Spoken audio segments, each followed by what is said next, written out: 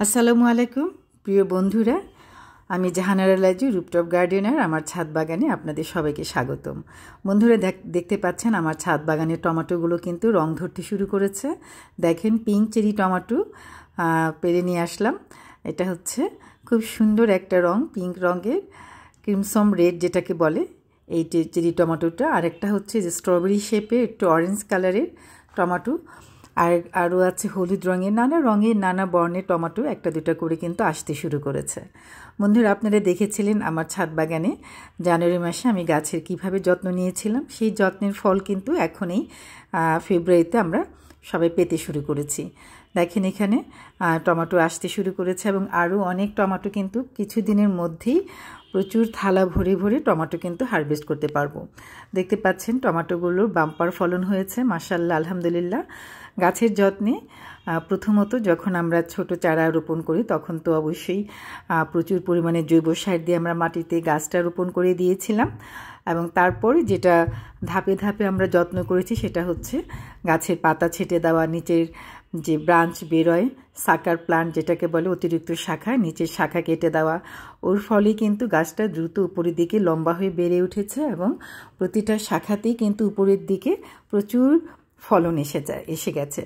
আমরা যদি পাতাগুলো ছাঁটাই করে দিই তাহলে টমেটোগুলো বেশ বড় হয়, কারণ খাবারগুলো তখন টমেটো খেতে পারে। তা না হলে কিন্তু পাতা এবং অতিরিক্ত যে ডাল থাকে, শাখা, সেগুলো কিন্তু খেয়ে নেয়।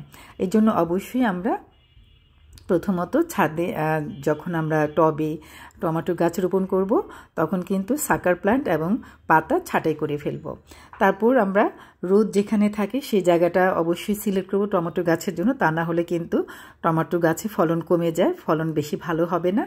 দেখেন, আমার প্রতিটা টমেটোতে প্রচুর পরিমাণে ফল এসেছে। এখন এই সময়টাতে প্রচুর পরিমাণে কিন্তু পটাশ সার এবং বোরন দিতে হয়, যা গাছের খুবই দরকার, কারণ পটাশ সারের ফলে প্রচুর পরিমাণে আমরা ফুল ফল পাবো এবং বোরন ফুল থেকে ফল হওয়াতে সাহায্য করে। সেটা আমরা সবাই কম বেশি জানি। যারা নতুন বাগানি তাদেরকে বলছি যে যখন ফুল ফল আসবে তখন কিন্তু পটাশিয়াম জাতীয় খাবার আমরা গাছে প্রচুর পরিমাণ দেব, যেমন ছাই দেব, কলার খোসা দেব, আর ডিমের খোসা দেব, কারণ ডিমের খোসাতে ক্যালসিয়াম আছে, যা ছাদ মানে গাছের যে টমেটোগুলো যে হয়, এটা অনেক টমেটোতে দেখবেন যে ক্যালসিয়ামের ঘাটতি হলে টমেটোর নিচের দিকে পচে যায়, যেটাকে বলে তলা পচা রোগ। এই রোগটা কিন্তু শুধুমাত্র ক্যালসিয়ামের ঘাটতির থেকেই হয়। তাই আমরা ডিমের খোসা প্রচুর পরিমাণে দিব, ছাই দিব, ছাইতে ম্যাগনেসিয়াম, পটাশিয়াম, তারপর ফসফরাস সব কিছু আছে, ছত্রাকনাশকেরও কাজ করে। আর এই সময়টাতে চুন আমরা দিতে পারি। চুনটা তো বারবার দেওয়া যায় না, তবে ডিমের খোসাটা দেওয়া ভালো, ছাইটা দেওয়া খুব ভালো। হাড়ের গুঁড়া, শিংকুচি, এগুলো প্রচুর পরিমাণে ফসফরাস, ক্যালসিয়াম, এগুলো গাছ কিন্তু খেতে পারে, গাছের জন্য খুবই ভালো। আর আমরা মাটি যখন তৈরি করি বছরে দুবার কিন্তু আমরা গাছের মাটিতে আমরা চুন মিশিয়ে দিই। চুনটা কিন্তু অনেক অনেক উপকার। যখন মাটি তৈরি করি তখন কিন্তু আমি চুন মিশিয়ে নিই সেই মাটিতে, তাহলে যেটা অতিরিক্ত যে হিট রিলিজ হয় চুন থেকে, সেটাতে ভাইরাসগুলো ধ্বংস হয়ে যায় মাটিতে থাকা, এবং মাটির ভিতরে যে পোকামাকড় ডিম থাকে সেগুলো কিন্তু ধ্বংস হয়ে যায়। তার ফলে যে মাটিটা সুস্থ সবল থাকে এবং মাটিতে প্রচুর পরিমাণে ক্যালসিয়াম অ্যাড হয়ে যায়। আর যখন গাছ মানে বড় হবে তখন কিন্তু আমরা ছাই, তারপর হচ্ছে ডিমের খোসা, কলার খোসাটা এই সময় অনেক দরকার। ক্যালসিয়াম, ম্যাগনেসিয়াম, পটাশিয়াম, ফসফরাস সব কিছু কিন্তু কলার খোসা ভিজানো পানিতে থাকে। এই সময় কলার খোসা ভিজানো পানিটাই খুব বেশি দরকার, তাহলে গাছ খুব দ্রুত সেই খাবারটা গ্রহণ করতে পারে লিকুইড ফর্মে দিলে। আর হচ্ছে যে পাতা ছেটে দিচ্ছি, দেখেন এই পাতাগুলো অবশ্যই ছেটে দিতে হবে, তাহলে কিন্তু টমেটোগুলো বেশি বড় হবে। কারণ দ্বিতীয়ত রোদ পায় এমন জায়গা আমাদের সিলেক্ট করতে হবে। গাছের ফলন, যে কোনো ফল গাছের জন্য রোদ প্রচুর দরকার। তাই আমরা যেখানে সারাদিন রোদ পাই বা 5-6 ঘন্টা রোদ পায় এমন জায়গা আমরা টমেটো গাছের জন্য বাছাই করে নেব। তারপর মালচিংয়ের ব্যবস্থা করব। এই সময়টাতে কিন্তু গাছে পানি জোর রাখতে হবে মাটিতে, কোনোভাবেই গাছের পানি কম দেওয়া যাবে না এবং খুব বেশি কাদা কাদা করে রাখা যাবে না। যদি মাটি কাদা কাদা থাকে তাহলে কিন্তু গোড়া পচে গাছ মরে যেতে পারে। আর যদি একদম বেশি পানি শুকিয়ে যায় তাহলে কিন্তু গাছ পাতা শুকিয়ে যাবে এবং ফলগুলো কিন্তু টমেটোগুলো কিন্তু ঝরে পড়ে যাবে। তাই আমাদেরকে মাটিতে যেন জো থাকে সেইভাবে পানিটা দিতে হবে এবং মালচিং করে দিতে হবে। মালচিং হচ্ছে আমরা এই যে টমেটো গাছের পাতাটাও কিন্তু মাটিতে দিয়ে দিচ্ছি, তাহলে একটা সময় গাছের পাতাগুলো সার হয়ে যাবে। আর এখন যেটা গাছের মাটিতে যে পানিটা আছে সেটা শুকিয়ে যাবে না। রোদ যদি সরাসরি মাটিতে পড়ে তাহলে কি হয়, গাছের মাটিটা শুকিয়ে যায়, সেটা হবে না। এই জন্য মালচিংটা গাছের টমেটো গাছের আরেকটা কাজ হয় মালচিংয়ে, যে আগাছা জন্ম নেয় না মালচিংয়ের ফলে। মালচিং দেওয়াটা খুবই দরকার। আমরা ঘাস কুচি কুচি করে দিতে পারি, পাতা দিতে পারি, শুকনো যে পাতাগুলো আছে সেগুলো দিয়ে মালচিং করে দিতে পারি। তাহলে গাছের টমেটো গাছের পাতা মাটিটা খুব দ্রুত শুকিয়ে যাবে না, কারণ যেহেতু আমরা টবের গাছ করি, হ্যাঁ, তো ওইখানে সারাদিনে রোদটা যদি ছাদে থাকে তো মাটিটা কিন্তু খুব দ্রুত শুকিয়ে যায়। তো মালচিংটা খুবই অবশ্যই দরকার। টমেটো গাছে যদি ভাইরাস আক্রমণ করে তাহলে সেই গাছটা তুলে ফেলে সবচেয়ে ভালো, কারণ এটা সাদামাছির মাধ্যমে এই ভাইরাসটা অন্য গাছেও কিন্তু ছড়িয়ে পড়ে খুব দ্রুত, এবং ওই গাছটাতে সহজেই কিন্তু ফুল ফল আসে না, গাছটা পাতা কুঁকড়ে যায়। বালাইনাশক দিয়ে স্প্রে করলেও ইমিডাক্লোরোফিড বা ছত্রাকনাশক বা আপনার জৈব বালাইনাশক দিয়েও যদি আমরা স্প্রে করি তাহলেও কিন্তু গাছটা খুব বেশি সুস্থ হয় না। তাই যত দ্রুত সম্ভব বাগান থেকে সেই গাছটা উঠিয়ে ফেলে মাটিতে পুঁতে ফেলা ভালো বা অথবা পুড়িয়ে ফেলা ভালো, কারণ এই গাছের থেকে সাদা মাছি অন্যান্য গাছের যে রোগটা আরও ছড়িয়ে দিতে পারে। তো বাগানের গাছের অন্যান্য গাছের সুস্থতার দিকে লক্ষ্য রেখে আমরা কিন্তু ভাইরাস আক্রান্ত গাছ ছাদে রাখবো না। আমি রেখেছিলাম, পরে দেখলাম যে ওটা থেকে আরও ক্ষতি হচ্ছে, তাই গাছটা উপড়ে ফেলে দিয়েছি আজকে।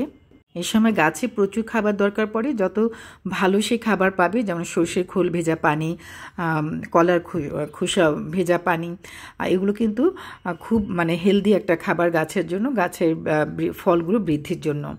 মাটি খুঁচিয়ে হালকা পাতলা করে, কিন্তু মাটিটা দেখেন আগাছা মুক্ত আছে, এভাবে আগাছা একদম মাটি থেকেই কিন্তু ফল চলে এসছে। তো এইভাবেই আপনারাও যদি গাছের পাতা ছাঁটাই করে খাবারটা ঠিকঠাক মতো দিয়ে গাছ রোপণ করেন ছাদে, তখন প্রচুর প্রচুর ফলন আপনারাও পাবেন, বাম্পার ফলন যেটাকে বলি সেটা পাবেন। আমার ছাদে প্রচুর গাছ আছে, সবগুলো গাছে কিন্তু মাশাআল্লাহ অনেক ফলন হয়েছে। আর টমেটো গাছগুলো যেহেতু অনেক লম্বা হয়, সেগুলো কিন্তু খুঁটি বেঁধে দিতে হবে ভালোভাবে, যেন গাছগুলো ফলের ভারে ডাল ভেঙে না যায়, এটা অবশ্যই করতে হবে। ডাল ভেঙে গেলে কিন্তু গাছই নষ্ট হয়ে যাবে, তাহলে আমরা ফল পাবো না। তাহলে আমরা এক একটা গাছ থেকে প্রায় 2-3 কেজি করে কিন্তু আমরা অনায়াসে ফল পেতে পারি, টমেটো পেতে পারি। অনেকে বলে 8-10 কেজি পায়, আমার জানা নেই 8-10 কেজি পাওয়া যায় কিনা, তবে 2-3 কেজি বা 4-5 কেজিও কিন্তু টমেটো এক একটা গাছ থেকে হারভেস্ট করা যায়। রোগের বালাই থেকে রক্ষা করার জন্য ফলগুলো যখন একটু বড় হয় তখন যেন কোনো রকমের ছত্রাকের আক্রমণ না হয় বা ভাইরাসের আক্রমণ না হয়, তাহলে সেই জন্য আপনারা বৌদ্ধ মিক্সচার স্প্রে করে দিতে পারেন, জৈব বালাইনাশক, যেটা চুন এবং তুঁতে দিয়ে তৈরি করা হয়। সেটা আমি তৈরি করি, আমার ছাদে গাছে দিই। যেহেতু টমেটোটা আমরা নিজেরাই খাবো, তাই জৈব বালাইনাশকটাই ব্যবহার করাটা বেশি ভালো। বৌদ্ধ মিক্সচার স্প্রে করার যেদিন আমরা স্প্রে করবো সেদিনই কিন্তু আমরা ফল তুলে খেতে পারি, সেটা স্বাস্থ্যের জন্য কোনো হানিকর না বা ক্ষতিকর না। আপনারা চাইলে আমি বৌদ্ধ মিক্সচার কীভাবে তৈরি করি সেটা সেই বিষয়ে আবার একটা ভিডিও তৈরি করে আপনাদের উপস্থাপন করতে পারি, যদি আপনারা দেখতে চান। জানি আপনারা অনেকেই জানেন, কিন্তু অনেক নতুন বাগানে আছেন যারা এই বৌদ্ধ মিক্সচার কি সেটা আমিও একসময় জানতাম না, আমিও শিখেছি আমাদের অনেকের কাছ থেকে। সেইগুলোই আমি এখন আমার গাছে অ্যাপ্লাই করি, সেজন্য আমার গাছও সুন্দর ফুলে ফলে ভরে আছে। আপনারা যদি আমি যেভাবে কাজ করছি সেভাবে কাজ করেন তাহলে আপনাদের বাগানও কিন্তু এরকম টমেটোর ভারে গাছ একদম নুয়ে পড়বে, প্রচুর ফলন হবে এবং আপনার মন ভালো হয়ে যাবে যখন আপনি আপনার গাছ থেকে সুন্দর সুন্দর বাহারি টমেটো হারভেস্ট করবেন এবং সেগুলো সালাতে টেবিলটা যখন সাজাবেন তখন দেখবেন ভীষণ ভীষণ ভালো লাগে মনটা। আর আপনি গাছের কীটনাশক যদি রাসায়নিক সার দিতে চান তাহলে ইমিডাক্লোরোফিড যে কীটনাশক আছে সেটা দিতে পারেন, থিওভিট দিতে পারেন, ছত্রাকনাশক, এগুলোতে বেশ ভালো কাজ করে, খুব দ্রুত কাজ করে। আপনার গাছ রোগ বালাই থেকে রক্ষা করার জন্য ওইগুলো আপনার স্প্রে করতে পারেন। ওষুধের গায়ে লেখা থাকে, সেই পরিমাপটা আপনারা দেখে তার থেকে একটু সামান্য পরিমাণ কম দিয়ে আপনারা স্প্রে করে দিতে পারেন। আমি জৈব বালাইনাশক দিই, যেমন অনেক সময় পেঁয়াজ পাতা ভিজানো থাকে সেটাও ভিজিয়ে গাছ ধুয়ে দিই সামান্য একটুখানি সরিষার তেলের সাথে মিশিয়ে একটু লিকুইড সোপ সাথে মিশিয়ে ধুয়ে দিই, এতেই হয়ে যায়। আমার আর কখনো কোনো গাছে টমেটো গাছে জৈব বালানাশক মানে দেই আমি কীটনাশক হিসাবে, তো এটাতেই ভালো কাজ করে। বন্ধুরা, আমার ভিডিওটি যদি আপনারা ভালো লেগে থাকে আপনাদের সবার, তাহলে প্লিজ লাইক, কমেন্ট এবং সাবস্ক্রাইব করে দিবেন। বেল আইকনটি টিপে দিবেন যেন নতুন ভিডিও আসার সাথে সাথে তার নোটিফিকেশনটা আপনাদের কাছে পৌঁছে যায়। আর যদি ভালো লাগে, যদি মনে হয় যে আপনার বন্ধুদের মাঝে শেয়ার করে দিবেন, তাহলে প্লিজ শেয়ার করে আর সুন্দর সুন্দর কমেন্ট করে আমাকে অনুপ্রাণিত করবেন। আপনাদের অমূল্য মতামত আমাকে অনেক দূর এগিয়ে যেতে সাহায্য করবে এবং আরও ভালোভাবে ভিডিও তৈরি করতেও আমাকে অনুপ্রাণিত করবে। এতক্ষণ ধৈর্য ধরে যারা আমার পাশে থেকে আমার ভিডিওটি দেখেছেন তাদের সবার জন্য রইল অনেক অনেক শুভেচ্ছা, শুভকামনা। আর বন্ধুরা, দেখেন যে এরকম সুন্দর সুন্দর বীজ কিন্তু আমি এখন এই বছর সংগ্রহ করে রাখি। আমি প্রতি বছরই আমার টমেটো সিড সংগ্রহ করি এবং পরের বছর আবার এই সিড থেকে নতুন নতুন চারা তৈরি করি। সিড তৈরি ভিডিও আমার এর চ্যানেলে আছে, আপনারা চাইলে সেগুলো দেখে নিতে পারেন। আবার চাইলে আবার নতুন করেও আমি আবার আপনাদের জন্য ভিডিও তৈরি করব, সিড কীভাবে আমি সংগ্রহ করি টমেটোর সিডগুলো। তো এভাবেই সংগ্রহ করি। প্রতি বছর আমরা কিন্তু নিজেরাই নিজেদের বাগানে সুন্দর সুন্দর টমেটো ফলাতে পারি। বন্ধুরা, ভালো থাকুন, সুস্থ থাকুন, নিরাপদে থাকুন, আমার জন্য দোয়া করবেন। আল্লাহ হাফিজ।